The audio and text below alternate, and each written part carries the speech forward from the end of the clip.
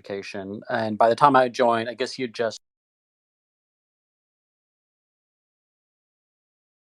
actually very level-headed. Out of the whole bunch, he was the most level-headed. He was withholding judgment. Yeah, he said some things here and there that weren't the best, but it was his posse that was way more inflammatory. And I may or may not have recorded when I had joined. And if I had or had not recorded, I would have missed Wayne's part. But I actually re-listened to, everything that Mike Alfred said. And, I don't think he was being disrespectful. I think part of the problem is they kept insisting that no one was standing up for Cardano once Wayne had left. And a bunch of us Cardano heads were on there. But we just, some of us requested, I requested the mic. I'm guessing other folks requested the mic, but I actually saw somebody mention that they had requested the mic for it was lead time. And they never got the mic. It seems like they were saying that, no one is standing up for them, but we never got the mic. And even then, I think it would have been intimidating to stand up there. If someone witnessed what Wayne said, I'd love to hear a description. And then I did notice that just like Charles is listening now, he jumped on the call and was listening onto that call. And they requested him to join. And as soon as they requested it, it felt like Mike Alfred started backing out. He was like, well, I'm busy. I have something else coming up. And, it would have been, assuming both parties were available to talk about it, it would have been just a great timing. But it seemed like Mike Alfred was really just gunning to end the call. But I'd love to hear, Charles, I see you. Love to hear you and Mike, get together in a Twitter space or preferably on YouTube and just discuss the whole situation. It seems like that'd be great. Hey, guys. Hey, Charles. Happy Epochs End, sir. Happy Epochs End. I've never been in this show before. This is awesome. Hi, Charles. Happy Epochs End as well. This is amazing. Yeah. Happy Epochs End. It's good to see everybody. It's good to hear from everybody. I mean, I just caught the tail end of that show, and that guy, like a week ago, was saying Cardano is the longest running scam in the history of the cryptocurrency space, and we're all bad people, and it's a cult, and we're weird. And so he seems to be a maxi, and I don't know too much about him. But certainly from the 5 minutes I was there, I just heard nothing but the same tired old maximalism that I've heard since the Ethereum days back in 2014. There's really nothing there. There's not a debate there, because at the end of the day, what are you going to do? He's going to say, well, proof of work is the only thing that works, and everything else is a scam. And I say, well, let's talk about that. No. Proof of work is the only thing that works, and everything is a scam. I mean, if that's your belief, it's like, oh, the Earth is only 7,000 years old. Why? Because God said so. Well, we have all this evidence otherwise. Well, no, we can't have that discussion. God said this, and therefore it's true. You can't win that argument. It's best to not even engage with them at that point. Absolutely, Charles. You're right. It wasn't really about a conversation or real space. It was more an echo chamber, because I know quite many people from the Cardano community, including myself, requested to speak, but we were never given the speaking ability. And the ironic thing is, they keep saying Cardano people are bots, we are a cult. And yet Mike was saying, I don't know about Cardano, but, and he kept repeating this, I don't know about Cardano, but. So there was not really any attempt to seek truth, to seek knowledge from the Cardano community. Yeah. Well, I mean, you guys are pretty sophisticated bots if you're bots, because you're running the network now. So that's some good AI that we got going on. Yeah, Charles, it's Sean. Yes, because Charles is running it. And I was with Dumpling as well. I kept trying to message them and DM them and say, hey, let Charles speak. And I feel like as soon as the pressure went all on, they kind of closed the meeting, which is kind of a image of what they were trying to portray. They didn't want anyone to speak. Well, we can't be silenced. Go ahead. Sorry. I was in there pretty early on, and I heard most of what Dwayne was saying. He put up a pretty passionate case for Cardano, but unfortunately, he went into a lot of emotional arguments and got very touchy when Mike pushed back. Mike was very level-headed during the space, just as Guru was saying, despite what he may have been like in the statements that he's been putting out. That's been obtuse, to say the very least. I put out a lot of tweets at him, and I even got him reacting at them, liking them. So I know that he read them, just asking to please extend some speaking rights, because as much as I respect Dwayne for what he's doing with liquid finance, he's not a spokesperson for Cardano. He's not a spokesperson for me. And I believe that there were some reasonable things that could be said to push back on the criticisms that they put forward on Cardano. And I would have loved to have the opportunity to have that level-headed dialogue. But, well, as soon as the echo chamber started, they just didn't want to open up a door. It's a real shame. You're with those type of folks, you're never going to get, they're not going to listen to a word that you say. It's been the same drumbeat since 2017 with all of them, and nothing's going to change no matter what you say to them. I say September 12th. And, you know, when we think about a lot of these people who are quote unquote maxis now, whether we like it or not, they're going to be future Cardano users, in my opinion, not financial advice. And so it's good for us to just try to find the best way to communicate what appeals to us about the project.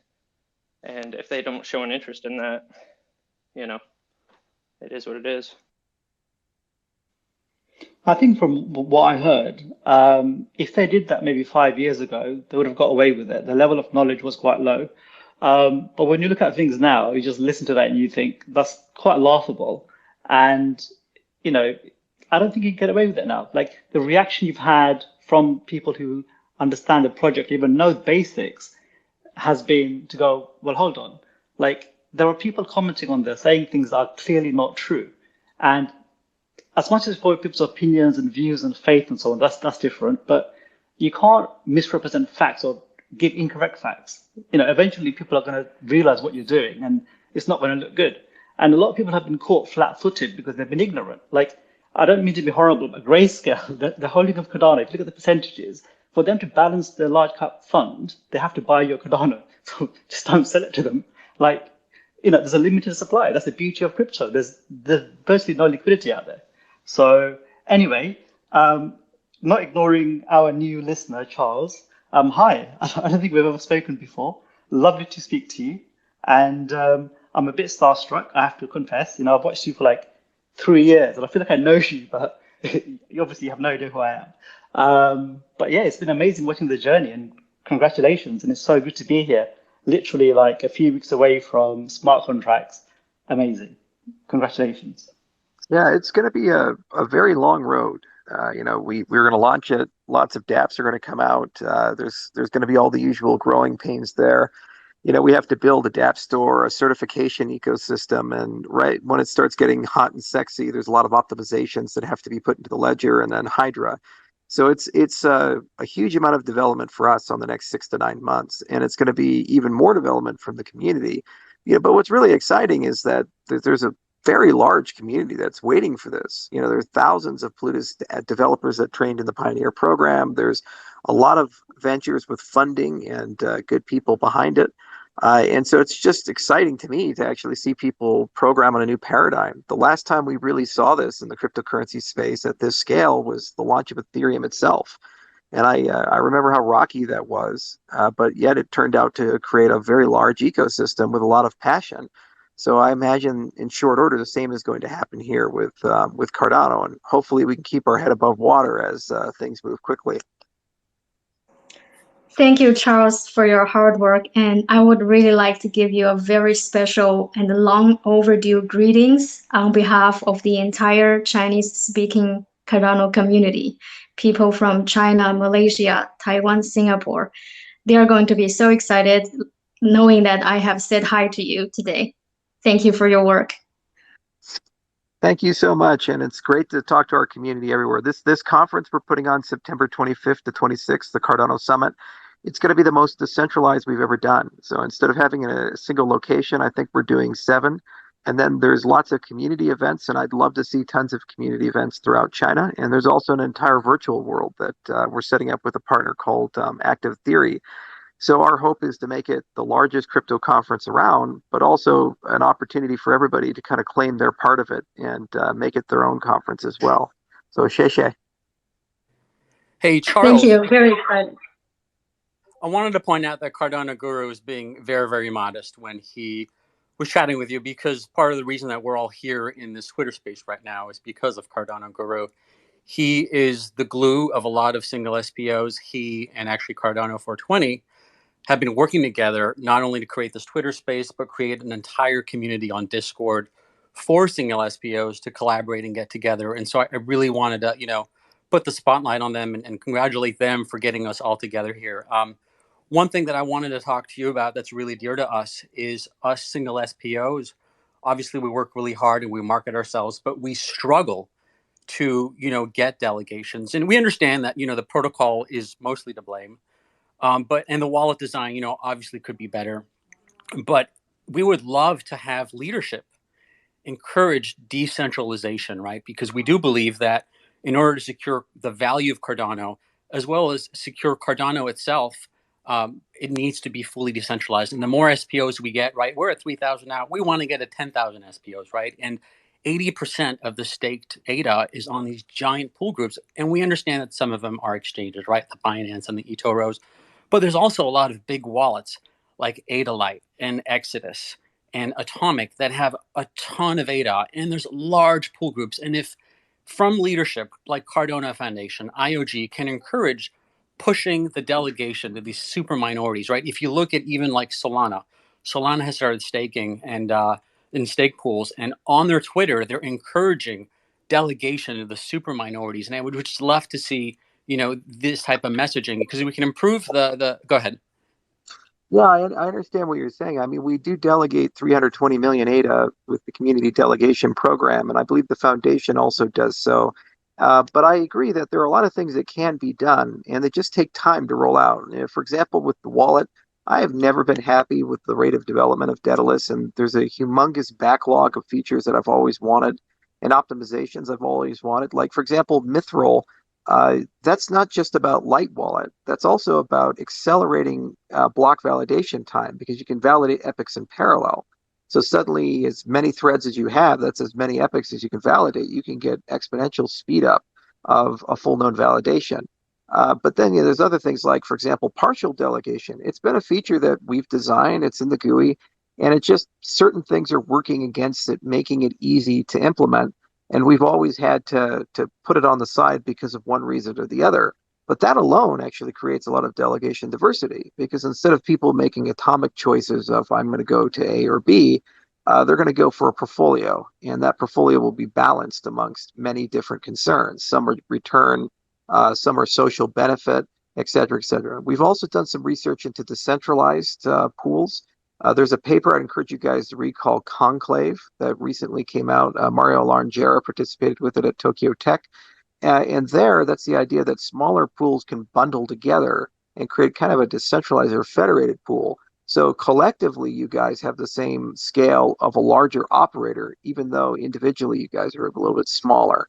And there's a lot of other things like protocol tuning and parameterization, and there's been several CIPs about things like minimum pledge and obviously the K factor. And then there's a lot of open questions about, well, what do you do with wallets and exchanges? Increasing wallet diversity helps mitigate that a bit. And as for exchanges, there's unfortunately not much you can do because the protocol doesn't know something is an exchange unless it's directly labeled that way. And it's a consumer preference, and we can't really control what people do with their ADA. We created the exchange address. We also can put things in like the lock ADA and so forth. And there's certainly a lot of discussions there, but it's one of those situations where that's one of the hard problems of staking. Yeah, I totally understand. And actually, next week, a lot of the single SPOs will initiate a large-scale single SPO delegation campaign, and you'll probably see it. We basically have a 1-minute marketing video that really sells the value of the community and the network that single SPOs provide. And we have about 1,700 customized for all the single SPOs, and so you should see them. You'll see them in the feed, and we encourage you to, support them if you agree with the message. Well, one thing I can do for you guys is with the Cardano Summit, we're trying to make this as community oriented as possible. If you can get all the single SPOs to make an introduction video, I'm sure we can find a way to put that into the Summit stream. And there should be at least 50,000 people there. The second thing is we really do need to get trade organizations to counterbalance the needs of different constituencies. So when you think of developers are like, well, we need developer tooling and certification and things. Well, stake pool operators are no different. There's special tools you guys need, and there's special representations you guys need. And I think it's very important that we see things like the SPOCRAs of the space evolve and mature. And I'd highly encourage the smaller operators to form a coalition and actually apply for some catalyst funds. There's about $4 million worth of funds available from Fund 6, and that's only going to continue to grow. And some of those domains, I think, would fit perfectly for funding a trade organization specifically to represent the needs and lobby the needs of the stake pool operators. Cool. Yeah, so we'll work with Ben. Maybe he can organize something that's more efficient, where we just go on a Zoom call and introduce ourselves. Otherwise, we have some really good video production aficionados that can generate a video that maybe you can share over there if you agree with the message at the summit. Hey, not to jump in over you guys, but I just wanted to talk about Catalyst a little bit in this Epochs End. Guru, did the cat sign up for Fund 6? The cat is a miss, but I have on good authority that he will register his wallet for Fund 6. That is my promise. So I'm going to stick to that. And that's a good beginner tip for ADA holders as new people are entering. The day you purchase ADA, you are now a stakeholder in a network that actually incentivizes you through voting on Catalyst and delegating to a stake pool of your choice freely, that you can have an active stake in the direction of the network, which is the same whether you're a BTC maxi or a Cardano maxi. If you hold ADA, you have the same ability on the network to have a say, which is a beautiful thing. And it's a positive thing that we can share with people to get them potentially to take their money off the exchange. Absolutely. And Charles, now that I have the rare opportunity to be speaking directly to you, I want to say thank you so much for all of your hard work. Cardano's literally been changing my life for the better over the last course of a year. And Polish Dumpling and I have actually been trying to get a hold of you for a little while, but we appreciate you're a very busy man, probably getting thousands of emails every day. But we have a very special gift we'd love to give you. So check your email for lead time null. Hopefully you'll find it, or send a DM if you can. We have something we'd really love to get in your hands. Well, that's awesome. Where are you guys based? Are you in the United States or outside of the US? We're in the London area. The London area. Okay. Well, one of the things you can do is I believe there's going to be one of the 7 of the conferences for the Cardano Summit. It's going to be in London. And I'll have to find who's running that. But if you guys attend it, it's free to attend. If you have a gift for me, you can always give it to one of our personnel and they can mail it to me if that's okay. Or else we can sync offline if you want to mail it internationally yourself. That'd be awesome. We're planning on attending that regardless. So yeah, if you can let us know somehow, or tell us where we can find out who's running the show in the London department, then we're showing up no matter what. Yeah, I think Adam Bates might actually be he's our chief marketing officer, and he's based in London. I think he might be directly running the London one. Awesome. Can I ask a quick question, guys? It's kind of on a different note, but it's for Charles. Charles, do you think people who are alive right now have any shot at living to be 200 years old? Well, that's an interesting question. I'm starting to get into this whole life extension stuff. And, as with any bleeding edge, cutting edge field, you have some established science, you have some, we're not so sure, you have some pseudoscience, and then you have some quackery.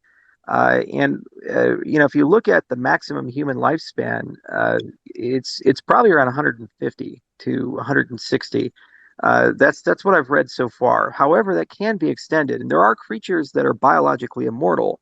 Like there's actually a jellyfish that when it gets old, it forms a cyst and it regenerates itself and goes through puberty again.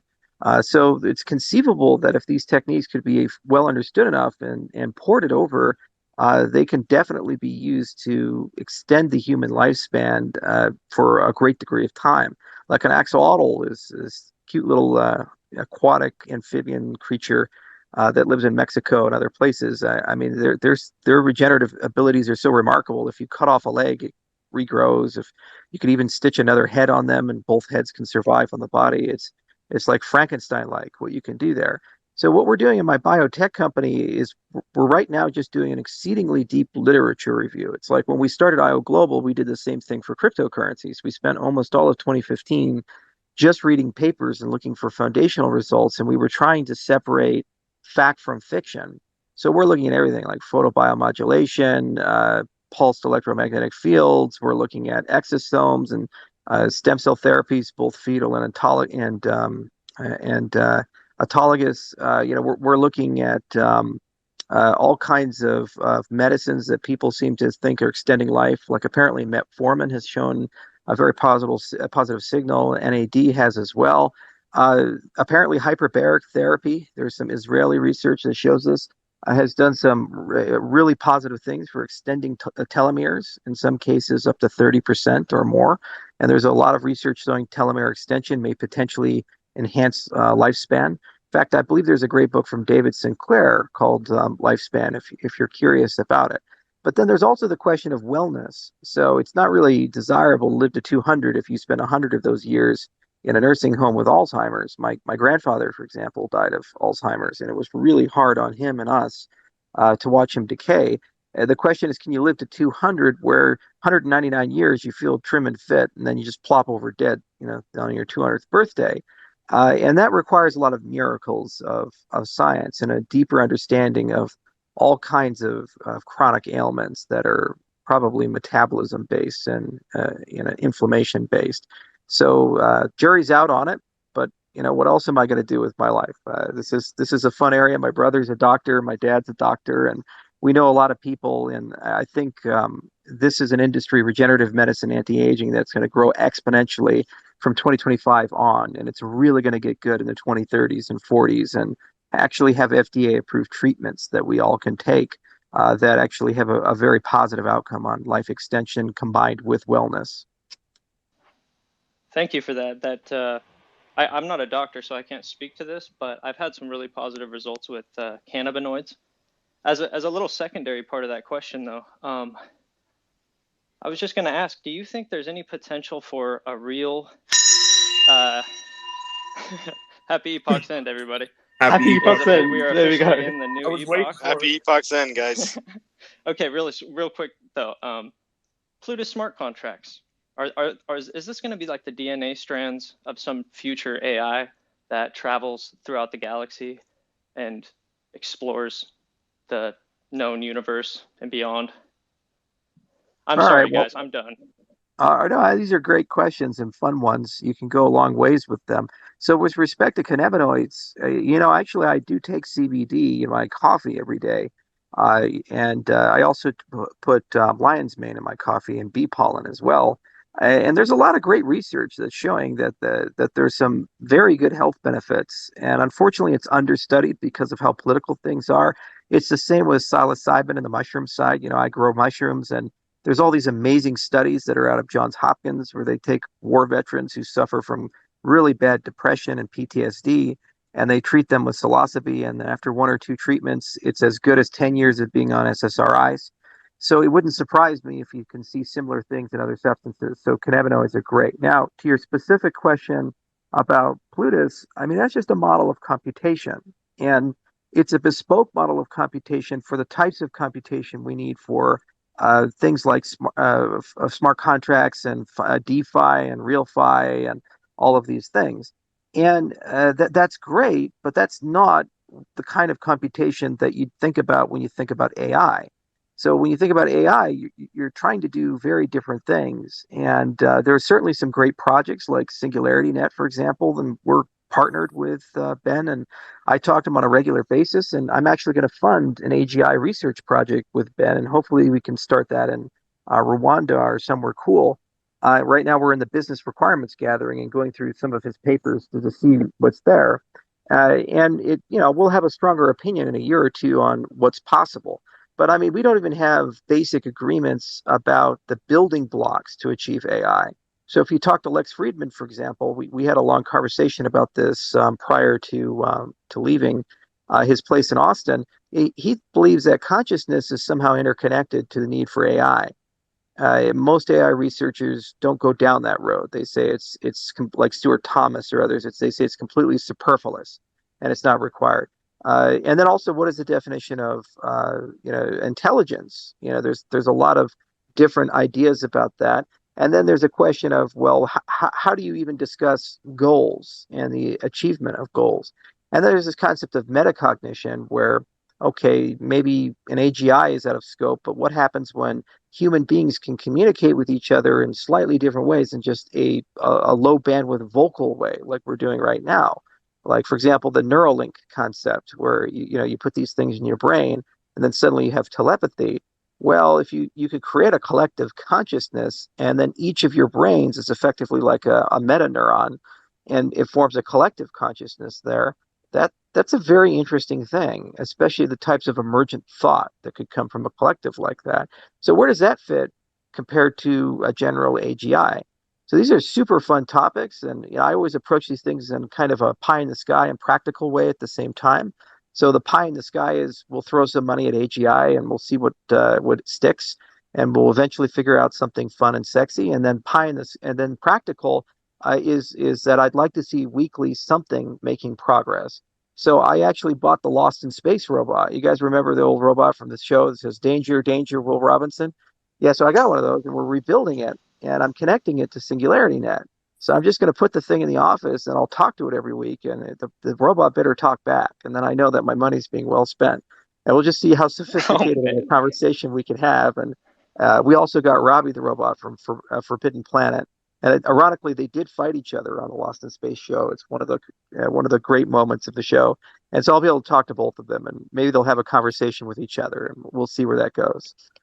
Careful turning your Charles, back on that. sorry. Charles, how many hours do you sleep a day with Cardano, biotech, and your donkeys going on in your life? Well, And the video game company. yeah, I get about 7 to 8 hours. I mean, it's all about time management. It's also about segregation of time. You got to work in flow. You got to know when you're doing shallow work and deep work, and don't conflate the two. So deep work is where you're reading, you're thinking, you're not being disturbed, your phone is turned off, and you're just doing one thing, and you're deeply concentrating. And ideally, you should really, pull a Stephen Kotler and be in flow when you do that work. And there's all kinds of great books and methods, like Cal Newport's book on that, and Stephen's work, that kind of tell you some things to do. And there's techniques like the Pomodoro method and so forth to give you some crutches on that. Shallow work is just basically you're making decisions. Person comes to you, here's your input, you have an output. And so the balance I try is about 5-3, 5 hours of shallow work and 3 hours of deep work. And then I try to have the rest for work-life balance, unless it's crunch time and we're doing a lot. And the problem with smart contracts for Cardano, it's been extremely time consuming because we're trying to coordinate so much at the same time. Like the Plutus Pioneers program, the 8 development companies that are building launch apps and translating them over to certified solutions providers. There's a lot of VC work we've had to do to invest in certain things, all the Catalyst work we've had to do. And that's just on the Cardano side. And that's about half of the company's brain cells. The other half are non-Cardano, and we do a lot of work there, like digital transformation of countries. So I've traveled to a lot of different places, some low-key and some publicly. And then, of course, the lobbying and all this other stuff. And unfortunately, because there's just so much volume, I haven't been able to get into that nice groove of 40 hours a week, 5 and 3. Now, as for balancing the other things, the biotech company's in its infancy, so it's really just about reading and thinking. And my dad and brother do the lion's share of that, and then we kind of sync. They're doctors, and I'm not, so they have a lot more experience here. And then on the game development, we've kind of consolidated that into IO Global for now. We're creating Crypto Bison as kind of our entry point, and it's a cool little NFT play with a few other innovations inside the game. And then, the agricultural work is really fascinating and interesting. But I have a lot of ranch hands and farmers and ag tech people that I work with, and they handle most of that work for now. And I kind of check in from time to time. Although I really do enjoy planning and growing things, and that's how I tend to relax. Hi, Charles. First, I want to say thank you very much for changing my life and a lot of other people's lives. You're doing amazing work, and keep going. I have 2 questions, actually. One, which NFT project that you've seen piques your interest, let's say, for lack of better words? And number two, could you touch a little bit on quantum resistance in terms of Cardano? Okay, well, for NFTs, I don't want to pick winners and losers, so I talk more in the abstract.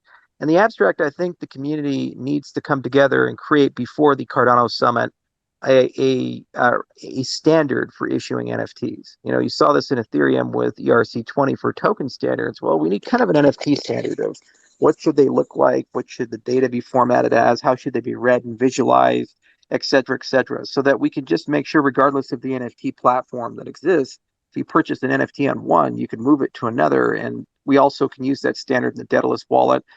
Sebastian's here, so he actually should definitely say something because he's on the DC Spark side, and so they're doing a lot of interesting things as well. And so standards are very important on the meta. And you know, NFTs are interesting because they go beyond just, hey, there's a cool little picture. You can talk about things like royalty tails. So let's say Think and Grow Crypto. She says, hey, I'm going to issue an NFT special edition, and every time it sells, 10% is going to be donated to female literacy in Argentina, just as an example, or the Philippines. Okay, that's really cool, but then you actually have to figure out, well, how do you do that? And there are probably a dozen different ways to do that. And so we need to standardize that and make it turnkey, and then people who are non-technical who can enter our space and do that. And we have a lot of musicians, like I think Sean Lennon is a Cardano fan, Gene Simmons is a Cardano fan. So I'd love to see such things exist in the NFT side. We're also talking to platforms like Terra Virtua and others, just so that we can understand how do you get NFTs into the virtual reality space, in the augmented reality space. And the other thing I really want to do as unfinished business on NFTs is the middle layer software for game development.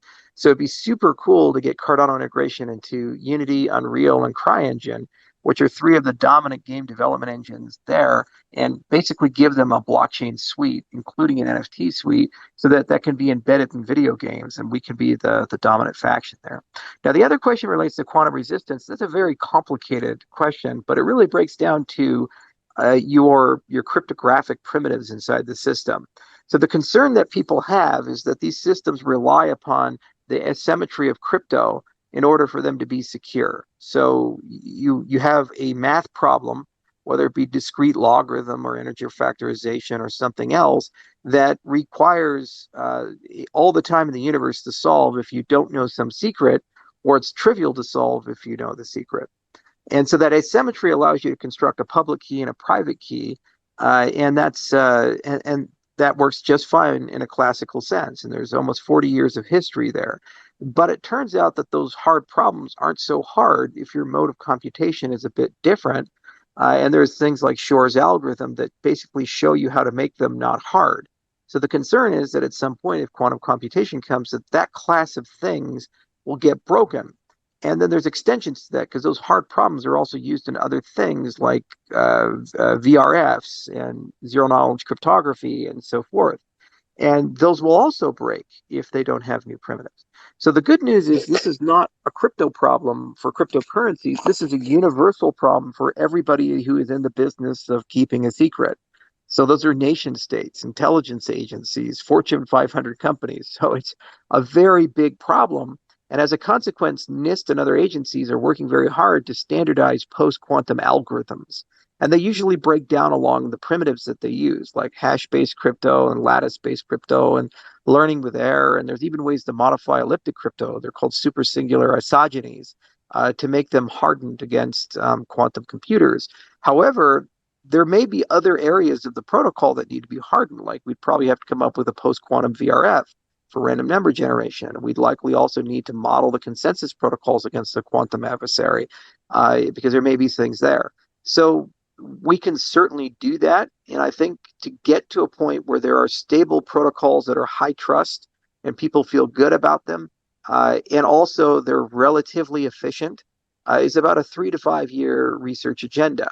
So the question is, when will quantum computers become an issue?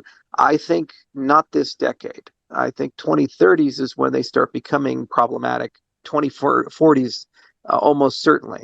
So why are governments getting involved right now with these things? Well, they're getting involved right now with these things because nation states tend to archive encrypted information.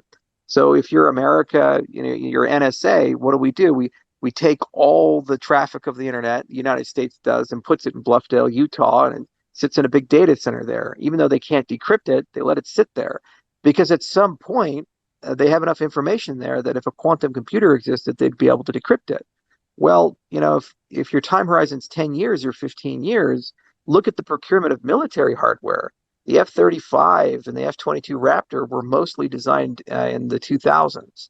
So if all those communications with the defense contractors going back and forth were archived by China and they could be broken in 2025, you'd still know how most of the hardware we've deployed works because you've intercepted it. So the messages intercepted today can be broken probably in the 2030s by those agencies. That's why people are getting very concerned about this, because that window of secrecy is getting a bit problematic. So everybody is working very hard in the cryptographic community. In fact, I remember before COVID hit, I used to go to California every year to the crypto conference, crypto in Santa Barbara, UCSB. That's like the mother of all cryptography conferences. It's been around since the 70s, and all the prominent cryptographers go there. We usually have a paper or two in that conference, but this relevant to this conversation, they always had a post-quantum track. And actually, the guy who ran Google's quantum computing program is a professor at UCSB. So he'd always do a presentation on like, how far along is Google? And so you could sit and have lunch with them, and he'd say, oh, it's the error correction codes. They're so hard. Or, hey, it's material science problems. Or it's this, that, and the other. And I say, oh, okay. And so every year you kind of get a state of the art of, what's IBM doing and what's DARPA doing and, what's China doing and what are the Europeans doing and, how much further. And it went from, it's still theoretical to, yeah, we think 2030s, 2040s. And at the same time, you'd also have a great conversation about the evolution of post-quantum crypto. And there's some great guys like Peter Schwabe and others who work in this field, and they've written some phenomenal things. And if you Google like crystals and dilithium, there's lattice-based crypto there. XMSS and Sphinx are two examples of hash-based crypto systems that are fairly immune. Zhao over at Waterloo does all the work with supersingular isogenies. So there's a lot of tools in that bag, and we'll get that done in the coming years. And I wouldn't worry too much about it for Cardano's sake. It's right now a much more serious problem for nation states than it is for us. Speaking of nation states, one more quick question. How do you see how do you see governments or nation states adopting Cardano to manage their voting systems? Well, that's part of a broader question of digital transformation. And so if you look at it from the bottom up, really what you need to do is make sure that everybody has an identity. So there's a DID component there, decentralized identifier, and that everybody has a wallet. Okay, so there's a wallet component there. And then once you have identity plus wallet, then you can put abstract assets and interactions, and you have the ability to authenticate people. Then it's just a question of, okay, what types of voting systems would you want to utilize in a system like that? So you can do a very naive system where if everybody's registered and they have a wallet, you just send them a token and they can send it places. That's not particularly interesting.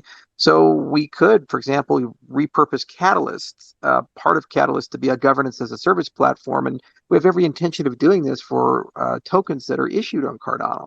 So if you issue a token somewhere in the future, the things that you can do to vote right now for ADA are programmable in the application, and you can use for a fee Catalyst to basically do that.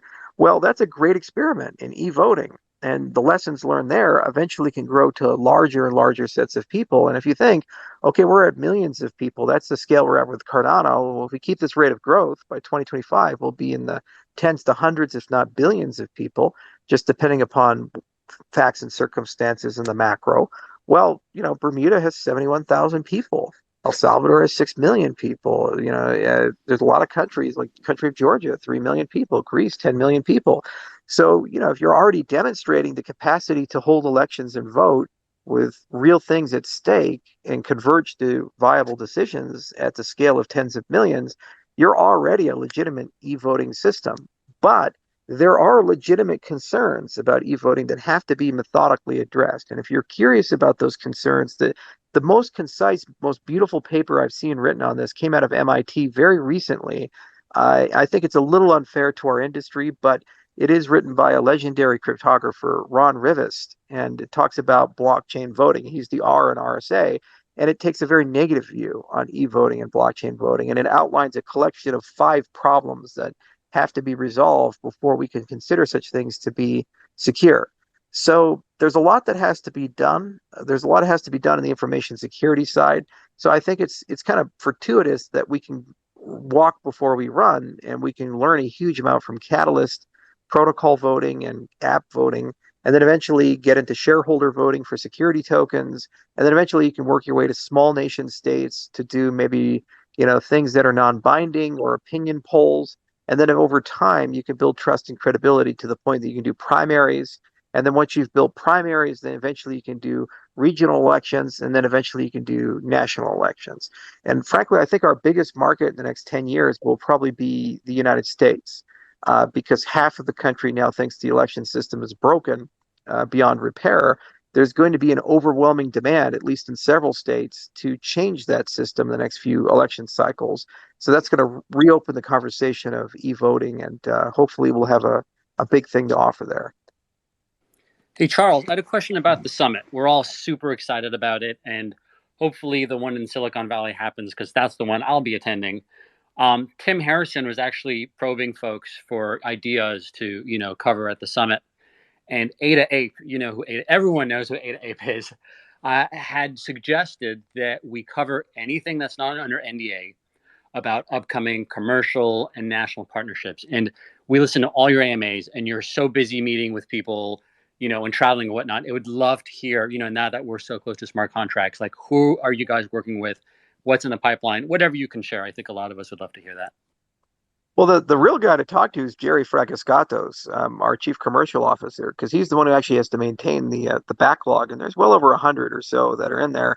And we're going to have some announcements of certain partners at the conference that we just thought were so juicy and sexy. We really wanted to announce it at the conference, and one in particular, I think, is going to blindside everybody because it's not what you would expect, and it's bigger than most would expect. But in general, it's not about names. It's more about, well, how do these things roll out over the next 5-10 years? Like the Ethiopia deal, for example, has legs because it has the potential to grow into the national ID system of the country. So it's not just the deal and the announcement, it's where the deal goes and what it frankly means for people. There's plenty of MOUs you can sign and plenty of research departments or experiments you can run, like, hey, let's go have Mercedes-Benz issue a bond on the blockchain. Let's see where it goes. But that's not a commitment to say, hey, this is a vital component of our infrastructure and we're going to be using that. So from our point, we're going to announce a few things at the summit that we think are very sustainable and meaningful. But what I'd encourage you guys to do is realize IO Global is a big company and there's hundreds of people. And if you want to talk research, Agalos is better than me. You want to talk technology, Roman is better than me. If you want to talk about commercial adoption, bring in Jerry. And if there's stuff that's not under NDA, he can talk until he's blue in the face. And we're having great success with Atala Prism, Atala Trace. We've seen a lot of interest there. And I think there's a lot of things that have happened on the ERC20 converter side. So I'm sure that Jerry can provide plenary material there for you guys. All right, I'll hunt down this Jerry Charles, guy. just quickly, those names you mentioned, is it possible for you to give them a bit of a nudge to come on Epochs End? Because that'd be amazing.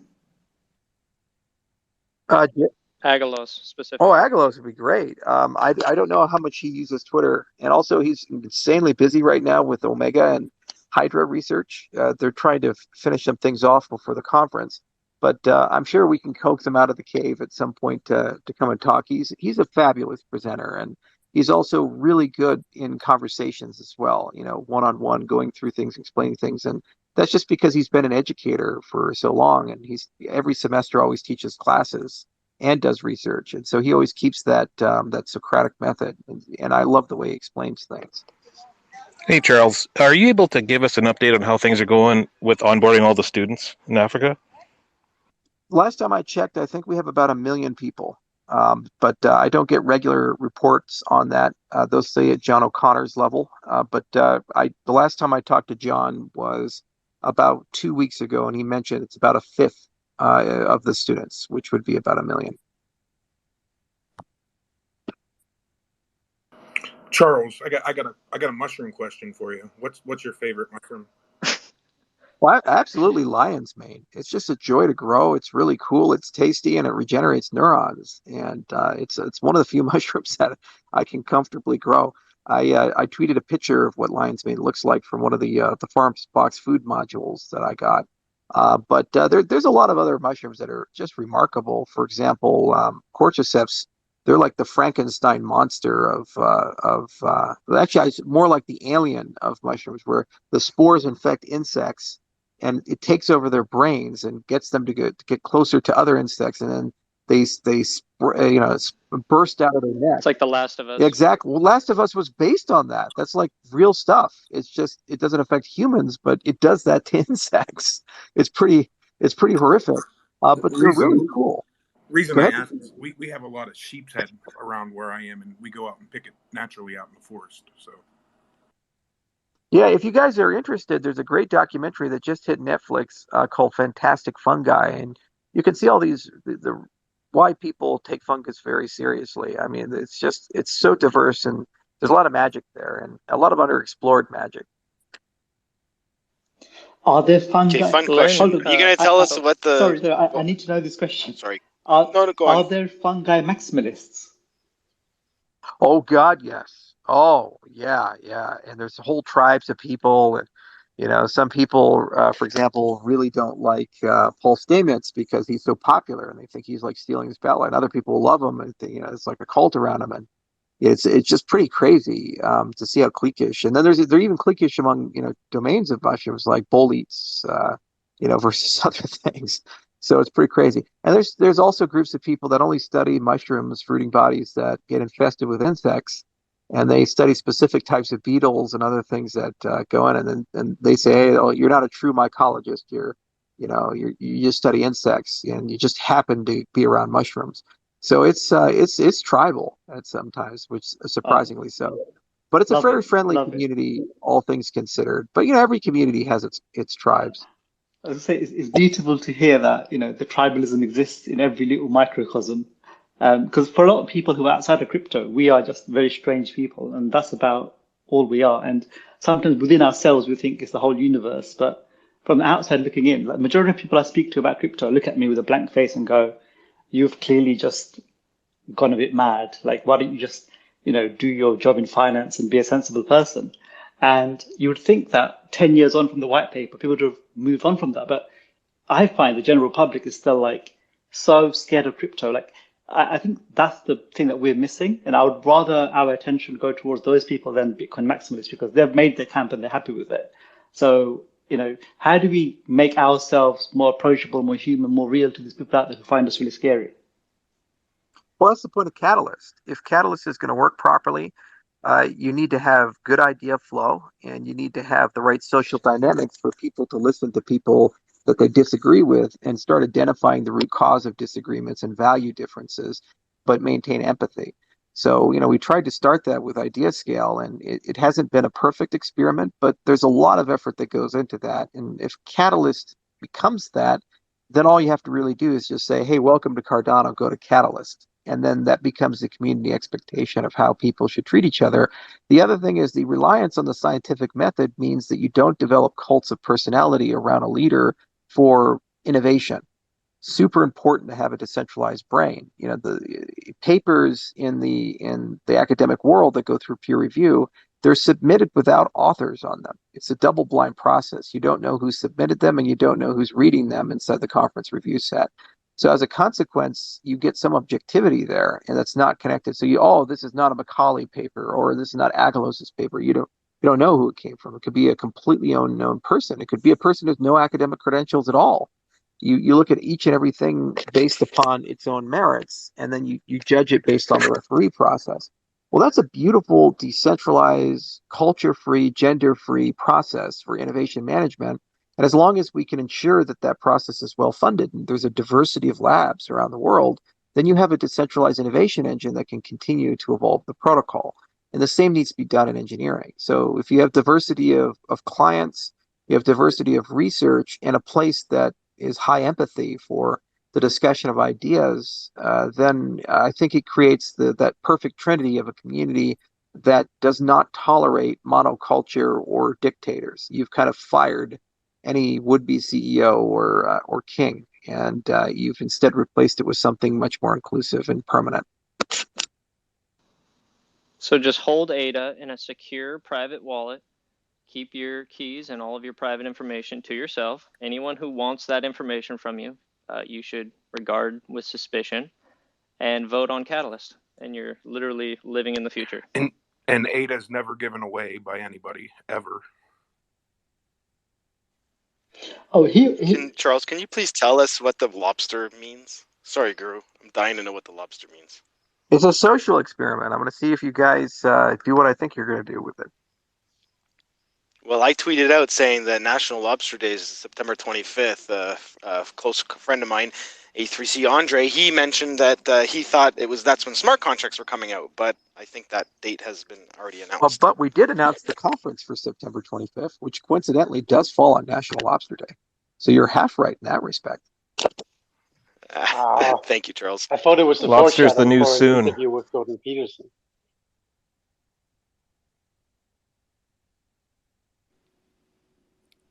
Any chance we can expect that, Charles? Lead time, we missed you there.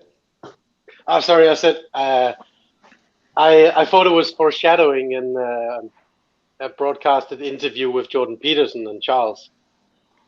No, I'm not talking to the Lobster Lord yet. But Jordan's definitely on the list of people, along with Weinstein and Rogan and the rest of the gang, to talk to. I'm a young guy, so I have time to talk to all these guys.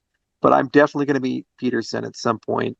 I'm just waiting for him to recover a little bit more, so it's going to be a fun interview. I mean, with Lex Friedman, we went for over 5 hours, and I broke him.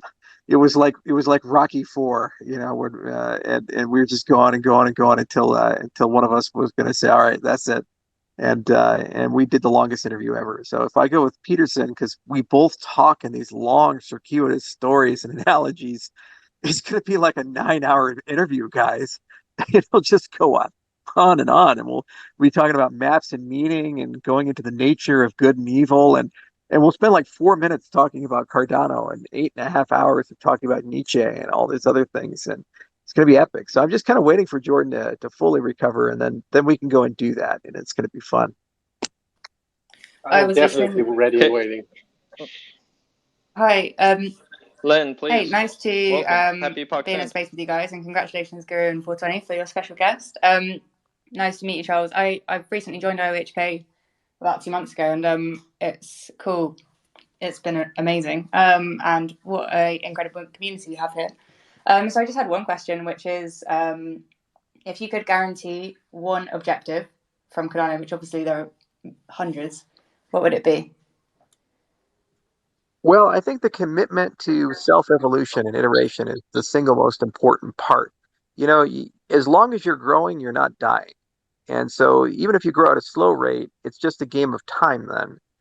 So I was asked earlier today when I was on Crypto Banter, if I could only choose one thing, Cardano or Ethereum, which one would I pick?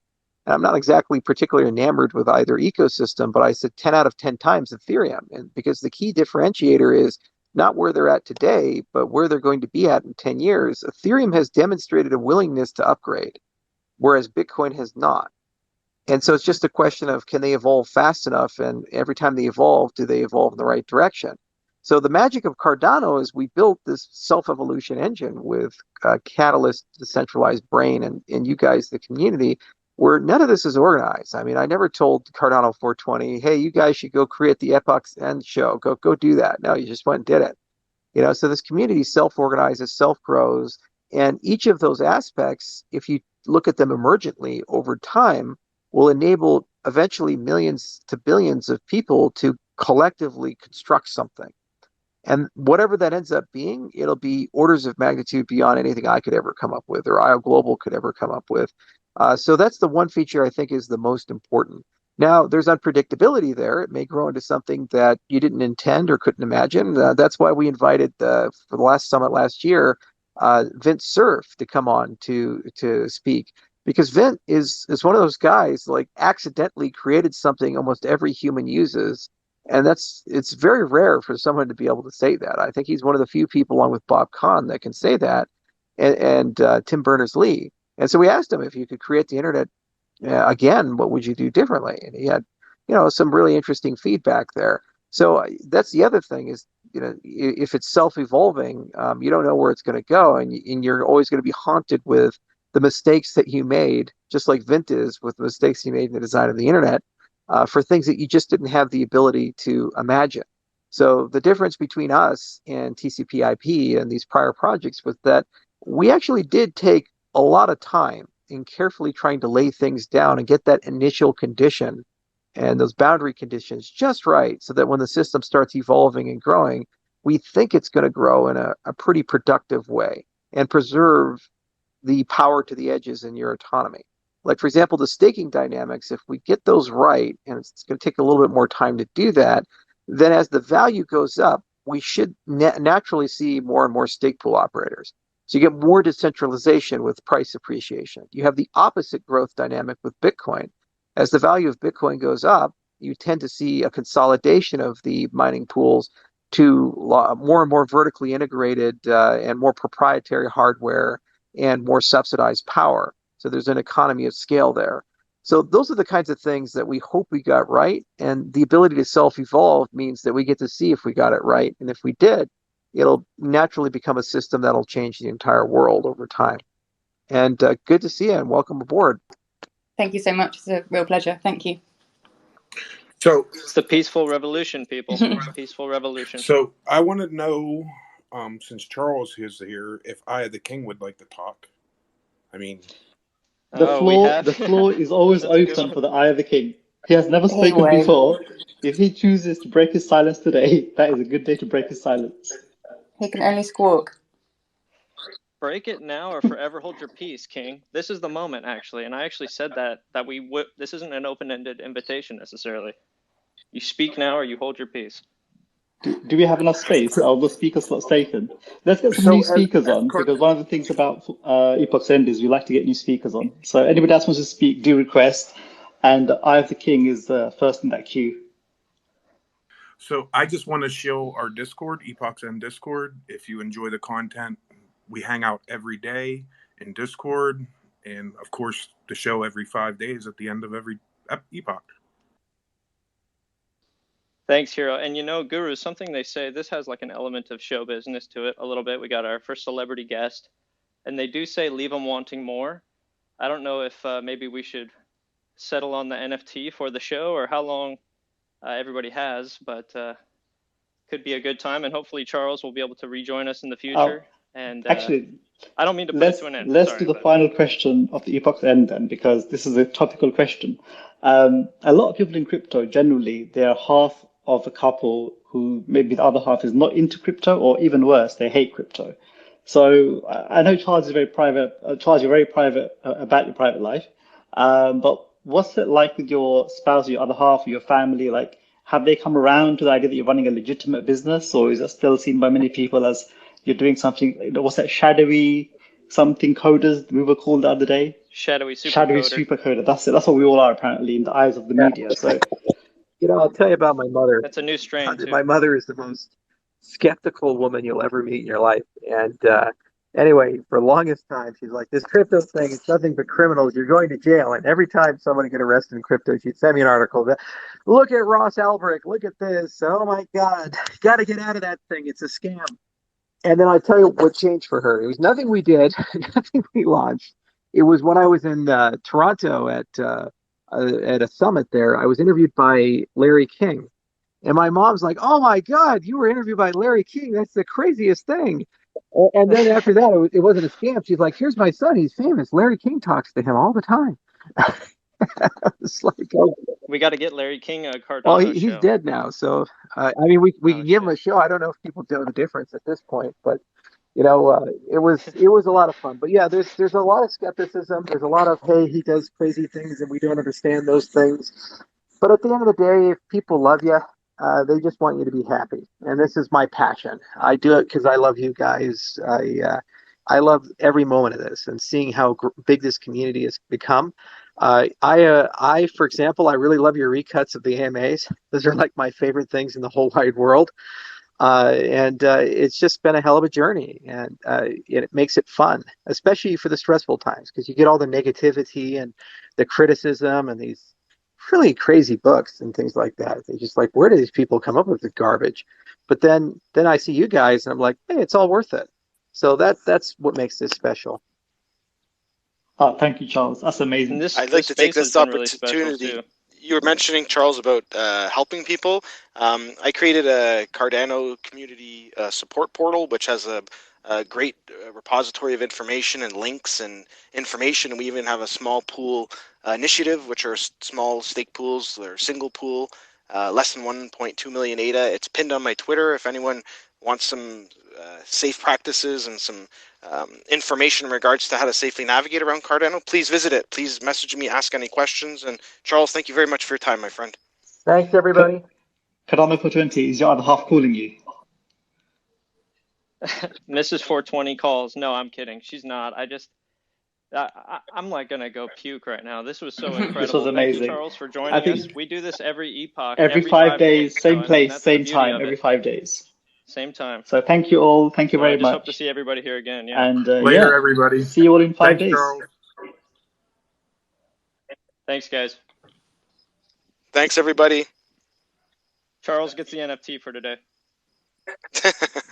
Yeah. Thanks for joining in, Charles. We'll hit up Adam Bates and figure out how to bestow our gift for you to him at the London Summit. I think the man has left the Guru, building. I'm working with Tim and Adam. If you want to contact me afterwards, we can arrange. I'll be in London as well. Ah, fantastic, Linda. I think Guru might have dropped out, and he's probably crying into his hands. Hey, right Len. Good to see you around. Maybe I, the King, will say something right now. You guys rock. I actually do have family in town and stuff, though, guys. So it was awesome. Look forward to talking to everybody again. The next Epochs End will be on Wednesday, the 18th, at 9:15 p.m. Universal Standard Time. So anybody who didn't get the chance to speak today, too, you guys rock. Sorry, I was kind of overwhelmed. I wasn't. Sometimes we drop the space on accident when I'm introducing new speakers a lot. So anyways, please just come back. Another Epochs End, 5 days from now. See everybody soon. All right, bye. Thanks for your time, 420. You guys rock. You rock too, my friend. Later, bro. Well done.